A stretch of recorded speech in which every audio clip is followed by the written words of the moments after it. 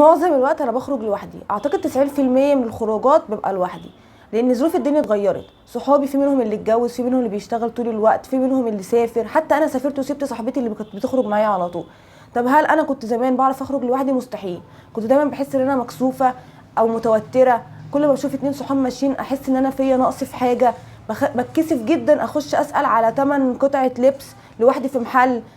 طيب الظروف اتغيرت خلاص، هل بقى هفضل قاعده في البيت عشان بخاف اخرج لوحدي؟ هيجيلي اكتئاب. بشوف الناس كتيره بتخرج لوحدها عادي، واقعد اقول هم ازاي عملوا الخطوه دي. مره في التانية في التالتة حصل لي ظرف ان انا لازم اخرج لوحدي، هنا لازم اروح مشوار، هنا لازم انزل اشوف انترفيو في الشغل، هنا بقيت بنزل لوحدي فعلا. مش عايزه دلوقتي اقول لكم ان انا 90% من خروجاتي لوحدي بمزاجي. مع الوقت اتعلمت ازاي افسح نفسي وافرح نفسي. يعني ممكن اجيب ازازه بيبسي صاروخ مشبره مع رغيف حواوشي واقعد اكله كده في الشارع مع نفسي، انا خلاص انا مش عايزه حد يبقى معايا. ده مش معناه ان انا قطعت علاقتي باصحابي، لا. لما الاحوال بتتظبط مع بعض بنخرج مع بعض، ومش عايزه اقول لكم ان الخروجه دي بتبقى حلوه قوي. رساله لكل بنت بتبعت لي رساله بتقول لي احنا بنلاحظ ان فيديوهاتك كلها انت بتبقي لوحدك او بتخرجي لوحدك كتير، انت ازاي بتعمليها؟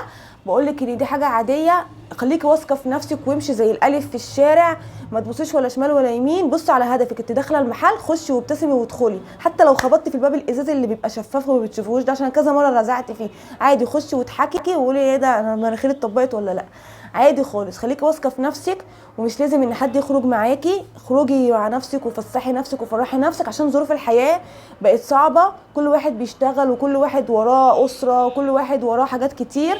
فاحنا لازم نفرح نفسنا لحد لما الوقت يجي نجمع كلنا زي زمان ونفرح نفسنا زي الاطفال. بس على فكره لما تخرجي لوحدك هتحسي بحريه، تروحي شمال تروحي يمين براحتك، الونس حلو، بس افرض مفيش حد فاضي يخرج معاكي.